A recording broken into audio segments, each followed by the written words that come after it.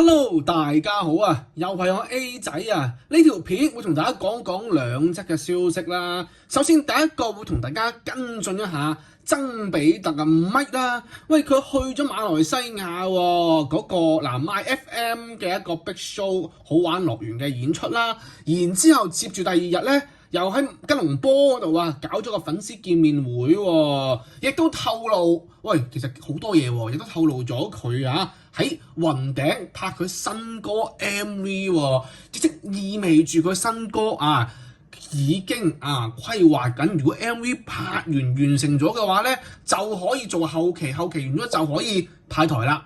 睇下佢可唔可以趕得上啦？今年咁佢亦都講咗啦，希望可以有機會喺大馬開個唱，咁我同大家去跟進一下阿咪呢段嘅行程啦，好嘛？另外第二則消息咧，同大家講冇講過呢個吳鎮宇佢16歲個仔仔喂，好似暴風式咁去成長喎，令到網民好似好震驚喎。喂，16歲佢。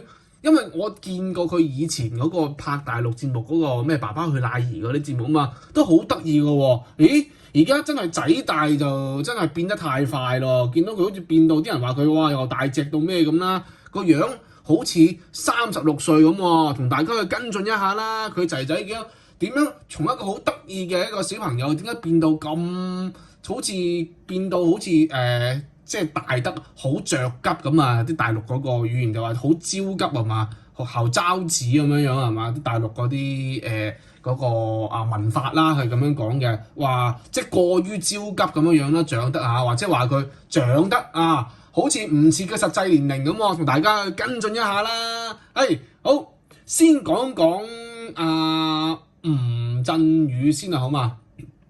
因為都係第一次有關注得到佢嘅消息，同埋第一次講佢啦。其實咧，唔知大家有冇睇過啦？爸爸去哪兒都好耐之前起碼都係10年前啦，係嘛？唔知都差唔多將近10年前啦。嗰陣時嘅我仲讀緊書嗰陣時，咁就睇佢呢個係爸爸去哪兒幾因為我都有睇我好中意睇即係第二季啦，同埋第三季啦。第二季咧就係吳鎮宇同埋佢仔仔曹格嗰啲係嘛？曹格有一對仔女咁樣啦，跟住你話第三季同第四季咧就陳小春嘛，佢哋帶住佢嗰個仔過去嘅。咁我哋先留意翻啦，佢仔仔細個嗰陣時好得意嘅喎，而家新假期報導呢邊嘢新假期講㗎，喂真係暴風式咁去成長喎，震驚網民喎呢個我哋望一望，大家喂。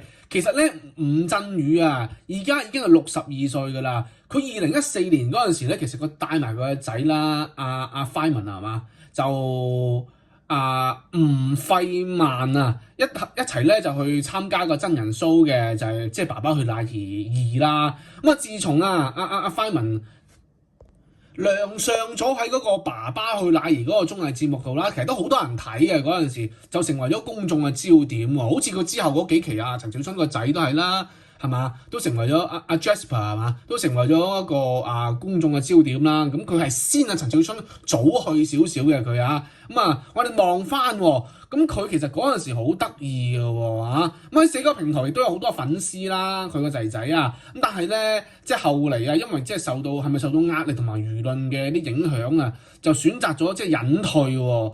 咁即係消失喺個社交平台當中唔知佢隱退係咩意思啦，定係即係唔參與娛樂圈任何嘅活動，我唔清楚啦我哋望翻喂，其實而家16歲咯喂，最近見到佢啲近照曝光喂，亦都出現翻喺公眾嘅視野度咁大家網民話哇好震驚喎，嚇到咩咁嚇一跳喎，真係咁我哋望一望啦，佢仔仔而家變成係點其實咧吳鎮宇個仔而家已經16歲啦，就90 kg 左右啦，體重咁其實咧佢仔仔其實咧都經常喺網上面咧都會搞即係啲搞笑互串咁同佢仔仔咁阿輝文嘅話其實咧就都好幽默下嘅，佢嘅性格啦同網民都會有互動都堪稱為搞笑王啦。唔清楚啦。吳鎮宇佢係透露16歲嘅佢仔仔啦，其實就好中意去食啦同埋做運動啦。而家目測身高就1.82米嘅，體重咧就去到大約就即係90 kg 左右，就去到即係大約190磅。198磅左右啦。咁我哋望翻，其實阿吳鎮宇咧，亦都即係同佢個仔咧，就一啲之前咧，亦都參與咗一啲內地嘅真人 show 嘅。喂，細個嗰陣時啦，你睇下細個嗰陣時，嗱，我將佢細個嗰陣時個樣擺上嚟啦。個爸爸去禮儀嗰陣時咧，嗱，呢個節目就係即係爸爸一齊去旅遊，帶自己仔去咧，就冇媽媽喺身邊嘅。如果大家冇聽過爸爸去禮儀呢個節目，同大家簡單介紹下啦。即係明星嘅爸爸，睇下佢點樣帶住個仔一齊去旅遊啦，就冇晒啲媽媽喺身邊嘅，又親自去真人 show，咁啊亦錄低啦爸爸點樣帶住個仔，點樣去照顧個仔啊，起居飲食遊玩等等啦，咁令到個仔點樣去成長獨立等等嘅呢個節目啦。嗱，我自己嘅一個總結就係咁嘅，嗰個節目其實我都有睇㗎。咁啊佢個仔都幾得意啊，細個嗰陣時你睇下。都嗱個髮型啦，咁啊齊陰咁樣樣啦，咁啊都好活潑下嘅，佢個仔喺嗰班小朋友當中啦。咁我哋轉眼間，哇鏡頭嚟翻，轉眼間，哇16歲啦啊！16歲，其實佢嗰陣時係咪即係如果計翻10年前嘅話，即係2014 10年前左右啦，咁就係6歲嘅咋，6歲同16歲，即係10年過後啦。佢個仔而家點樣樣咧？阿 Fireman 嘅話，好似話而家變到超大隻啦！咁啊，其實咧喺內地有個節目㗎，叫做《喜劇之王》啊，單口貴啊。咁啊，入邊嘅節目入邊咧，阿吳鎮宇啊，你知吳鎮宇㗎啦，全力去發展內地市場㗎啦。如果唔係佢10年前都唔會帶個仔一齊上去玩呢啲真人 show 嗰啲綜藝節目啦，帶埋個仔啲爸爸去禮儀呢種綜藝節目啦，即係都唔紅嘅綜藝節目都唔上㗎啦。我覺得吳鎮宇啊，基本上我哋可以望翻。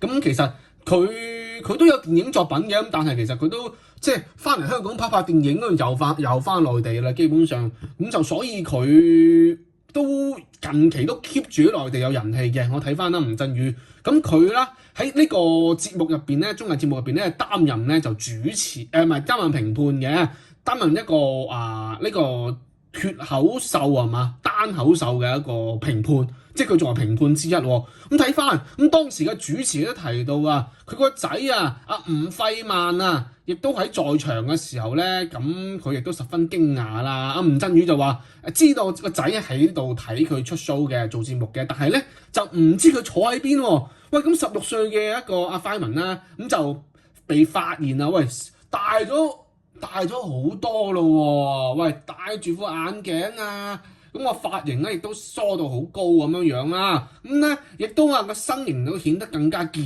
碩啊！喂呢個變化亦都喺觀眾個鏡頭面前咧，我又覺得喂好驚訝喎！喂，你俾嗰個印象都係小朋友6歲嗰陣時嗰種好得意啊，即係好開朗，即係性格就唔講啦，即係好得意啊，好 Q 啊咁嘅樣噶嘛。咁突然之間，喂阿 Fireman 而家變到咁咯喎！哇，一開口就話18個字就話表示可能你哋都認唔出我係嘛？因為我同佢啦，即係吳鎮宇啦，即係長得就唔太一樣，即係生得唔太一樣啦。咁佢應該講國語嘅嗰陣時我哋望翻咁吳鎮宇亦都將喺嗰個節目度啦，個攝影師亦都將個鏡頭啦，轉眼間佢移到過去影住佢個仔嗰坐喺個現場觀眾席嗰度啦。我哋望翻哇！即係我睇阿新假期呢篇報道，我都覺得即係我大吃一驚喎。16歲嘅仔仔，完全都唔似阿吳鎮宇喎。咁並且我會覺得佢好似都唔係16歲咁嘅樣吧。嗱，我將張圖擺上嚟大家覺得喂真係唔似16歲喎。大家你講講你點會係咯咁成熟咧個樣我哋望望嗱。咁新假期就話其實啲網民意見都好不一喎，就話其實喂個樣好似生得太焦急啦，係嘛？即係準備同老豆可以影到兄弟照邊個網民咁講喂，好似好 hurt 人喎。咁睇翻先，令到一眾網民咁亦都對阿 Fireman 啦咁變化亦都不一樣嘅一啲反應有人又覺得哇感嘆哇你真係成熟喎，亦都有人認為啦，即係如果佢瘦啲咧，依然係靚仔嚟嘅。跟住啦，或者講佢其實佢嘅性格都非常有趣嘅。喂，佢細個嗰陣時好可愛㗎，點解而家大咗之後，哇太成熟啦吧，16歲嘅佢，其實呢個係因為我自己心底裏我都係覺得哇細個好得意喎，而家點解咁成熟嘅？完全同佢細個嘅樣都唔一樣喎，有啲似36歲多啲喎。有個網民話，亦都有個網民就話我其實瘦落嚟咧都會係一個好迷人好 charm 嘅一啲靚仔嚟嘅，但係咧都要前提都要瘦落嚟啊。另外有啲網民亦都話其實咧佢性格咧就好好笑嘅，即係性格太好笑啊，性格好笑啊，咁我唔知點樣形容啊。咁佢話即係香港頂流喎，用到咁呢啲我就唔知點講啦。令到亦都有一啲網民係咁樣講嘅，就話阿 Fireman 咧其實瘦落嚟同個老豆一模一樣啊，瘦咗會唔會同佢老豆差唔多樣咧？我又覺得某程度上個鼻都有啲似嘅，隻眼啊條眉就會唔會似咧？就難講啲係啦。咁另外有一位網民亦都咁講喎，佢話呢個油膩嘅大叔係16歲大叔。另外仲有網民係咁樣講嘅，10幾歲仔嘅髮線點解退到咁去到頭頂㗎？唔係，其實佢 all back 咗啫，我覺得係嘛，即係專登同埋膠到行咗啫係嘛，即係同埋啲光線問題，我覺得係光線同角度同埋佢嗰個膠度可能all back 得太誇張吧，我個人認為啦。另外咧，亦都網民就話：喂，個樣好似生得太着急啦吧，太焦急啦吧。即係呢啲國語講嘅啊嘛，準備同老豆可以影兄弟合照喎，令到有一個網民都話：你話佢係谷德超個仔我就信，你又吳鎮宇個仔，谷德超個仔呢個係啦。咁亦都我見到啦，因為隔離有一個嗱，我將張相擺上嚟啦，隔離有個女仔嘅，亦都揞住個嘴喺度笑啦，可能佢都唔知自己坐喺佢隔離呢個男啦。係吳鎮宇個仔仔嚟嘅喎，所以佢都哇真係好震驚喎嚇！突然之間我見到揞住個嘴喺度笑啊，係嘛？呢張相我擺上嚟俾大家睇睇啦。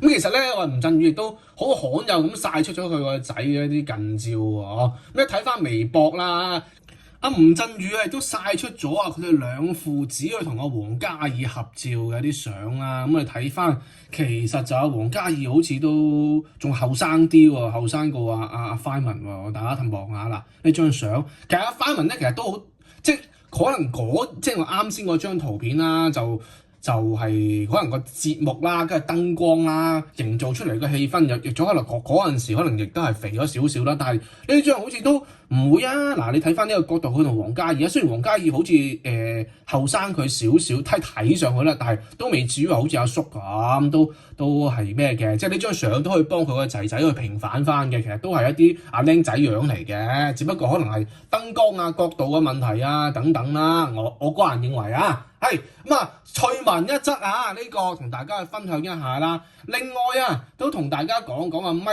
曾比特。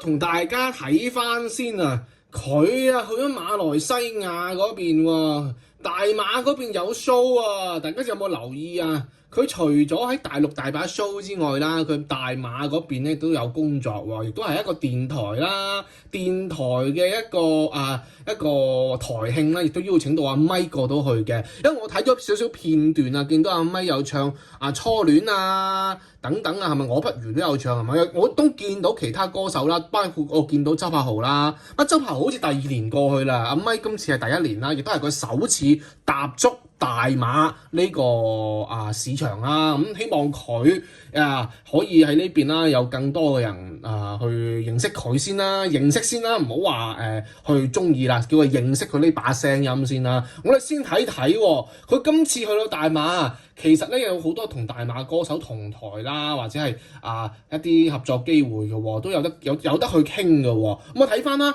其實佢喺20號嗰陣時啊，其實佢已經係過咗去嗰邊嘅啦。咁佢其實都喺曾比特啦，佢通過大家去認識佢咧，好多人咧唔係話通過佢喺嗰個全民造星認識佢嘅，係通過佢包括我在內啦，我都係通過佢喺聲生不息先認識佢嘅。哇，初戀咁正嘅，跟住又嗰個同阿林子祥合唱又咁正嘅，咁我先至慢慢去了解得到佢嘅啫喎。但係我最中意嘅都係初戀嗰首啦。咁你再望翻咁，其實聲生不息爆紅咗之後，即係如果你大家啦都有了解，其實佢係接二連三嘅，接住就去參加呢個披荊斬棘2啦。咁啊亦都係喺入邊咧，亦都識到好多嘅人啦。《披荊斬棘2》入邊好多嘅哥哥啦，可以去了解，即係同好多前輩去合作啦。喂，嗰啲前輩唔係普通前輩喎，入得到去披荊斬棘啲哥哥，個個都係有一定實力嘅喎，你可以望翻喎。咁其實人氣就不斷咁上升嘅。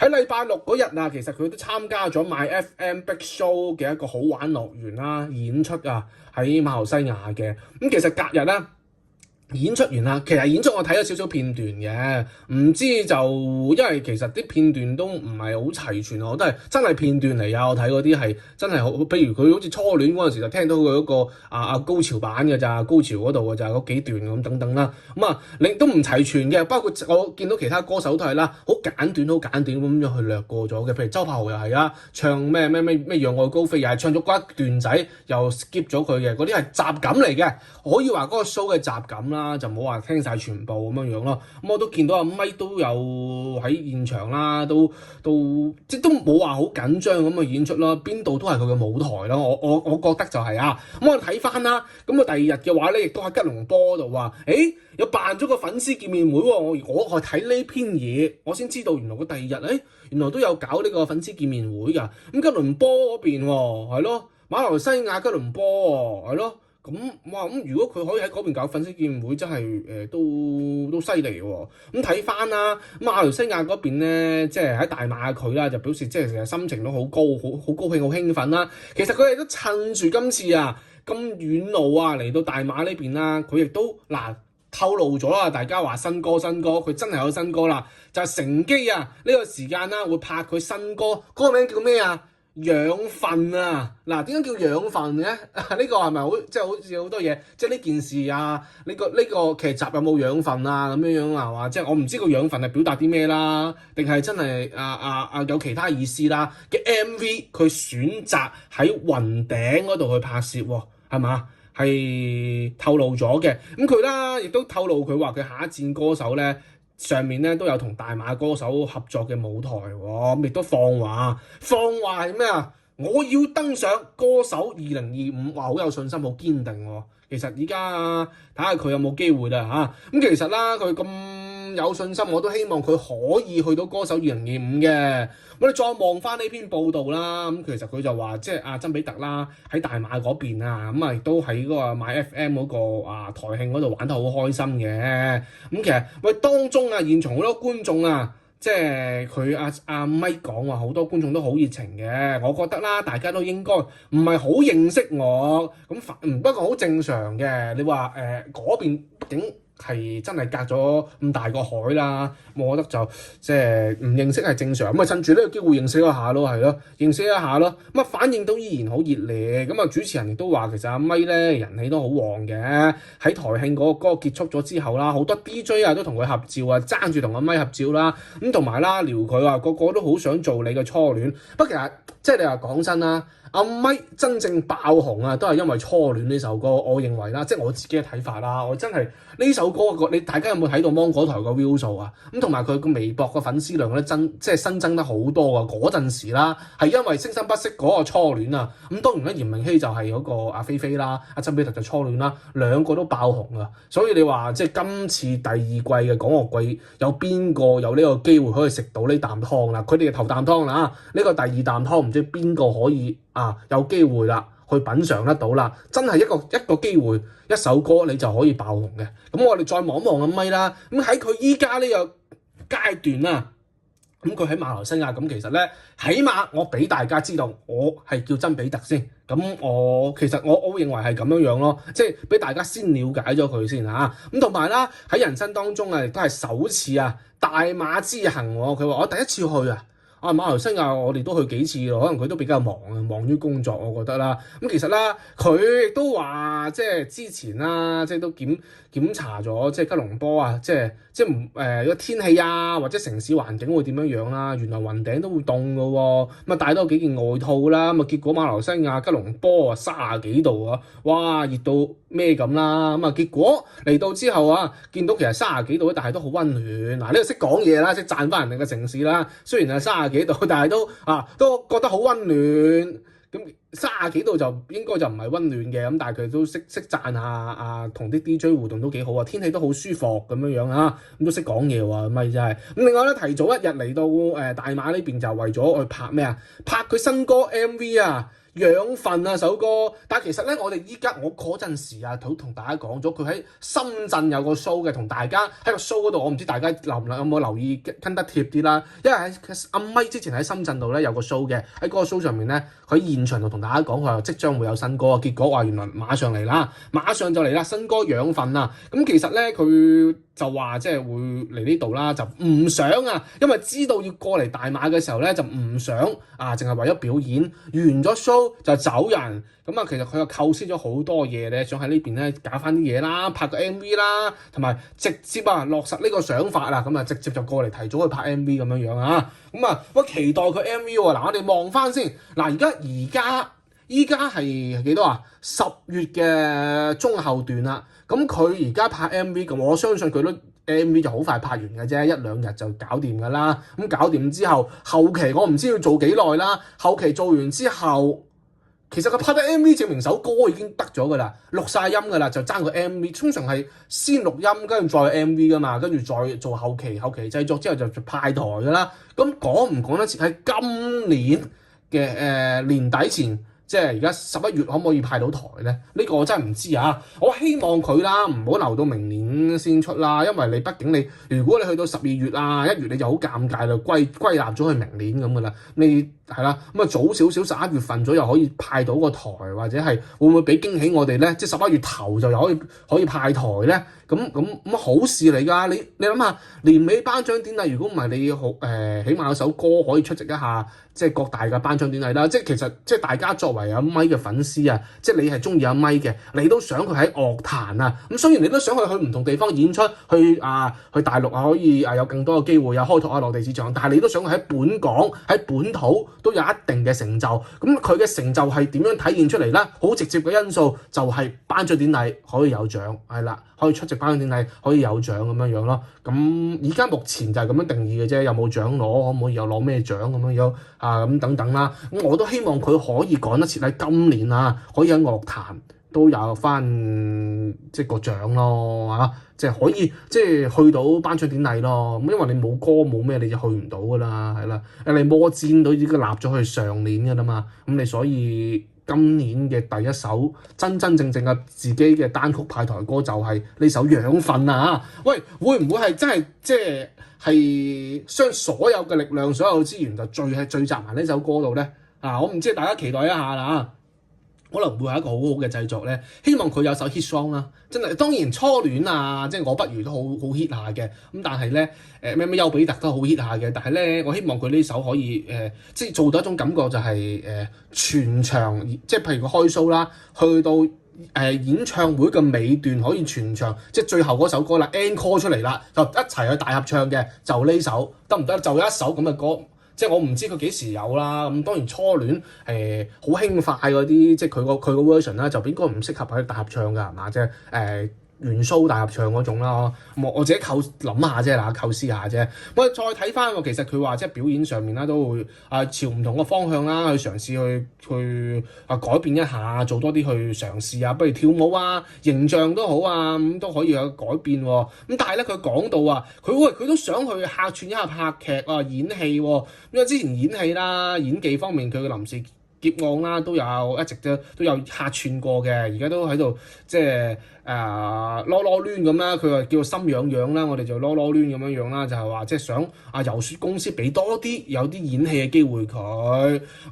即係除咗可以遇到一個適合嘅劇本之外啦，咁呢件事都仲未發生嘅，都仲可以希望啦有更多角色俾佢嘗試一下喎。即係佢搞笑咁講話，即係自己唔好搞到我頭髮啊！佢可以拍古裝入古裝做即係做啲古裝劇集啦。咁但係佢可以，如果唔喐佢個頭嘅話咧，佢可以做番幫即係嗰啲古裝嘅番幫咁樣樣啦。咁另外或者係即係要剃頭嘅話，佢都會好心痛喎。即係其實都點喐都好啦，盡量唔好喐佢個頭。咁難啲，如果古裝嘅話，你拍翻啲即係現代嗰啲劇可能會好啲嘅。咁另外啦。咁咁如果對於佢自己嘅爆炸頭，佢都好堅持佢嘅信念，就話唔會點樣去讓步啦，整籠頂籠就剪短啊！我要 keep 住爆炸嘅造型，即係你可以大嘅爆炸，又可以小嘅爆炸，但係就唔可以剪光佢啊！呢個咁因為佢之前用過啲AI 啊，佢模擬出嚟試過話，即係如果冇咗頭髮啦，光頭嘅樣會係點樣樣咧？就覺得好過，即係覺得好唔習慣啦。佢都係適合呢啲奇奇怪怪啊咁爆炸髮型先啱佢。咁佢哋都講到啊，即係同佢女朋友會唔會話即係打算結婚啦？即係記者問佢啦，或者啲FM 嗰啲 DJ 問佢啦，咁佢亦都話循例咁喺度講就話，即係依家目前啦，即係家庭咧就成家立室咧。呢方面咧就未有咁嘅打算嘅，因為佢而家就係衝啊，或者事業目標只有工作係會擺第一位嘅。咁啊結婚兩個人嘅事情就費事講啦。咁啊我哋開心就得啦。而家呢個狀態咁啊唔一定要公開嘅。咁呢個確實係嘅。咁啊係啦，佢會努力嘅。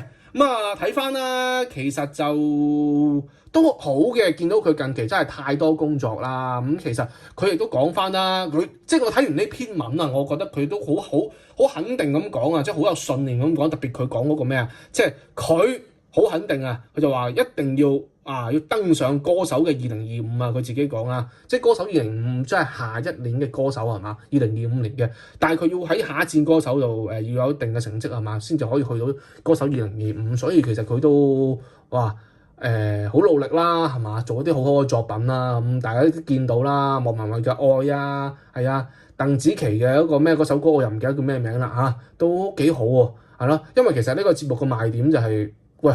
真係唱嘅喎，唔好話後期啊，太多嗰啲收音啊等等嗰啲情況嘅喎，Auto Tune 嗰啲喎，佢真係直出嘅喎嚇，咁啊所以係幾展現歌手嘅實力嚟嘅啊，咁我希望啦，而家見到佢又可以去馬來西亞啦嚇，跟住又話新歌啦啊，新歌養分啦，咁啊期待佢之後新歌出街。大家一齊 look 佢嘅新歌啦嚇，到時出街嘅話同大家跟進一下啦，我都會去實時去同大家去跟貼少少嘅。好，呢條片講到呢度啊，咁亦都講咗吳鎮宇個仔仔啦，喂真係變得太誇張咯喎，係啲人話新假期話佢啦，喂好着急下喎，生得嚇，同埋就係似36歲喎，啲網民話佢啦，咁啊同大家去即係。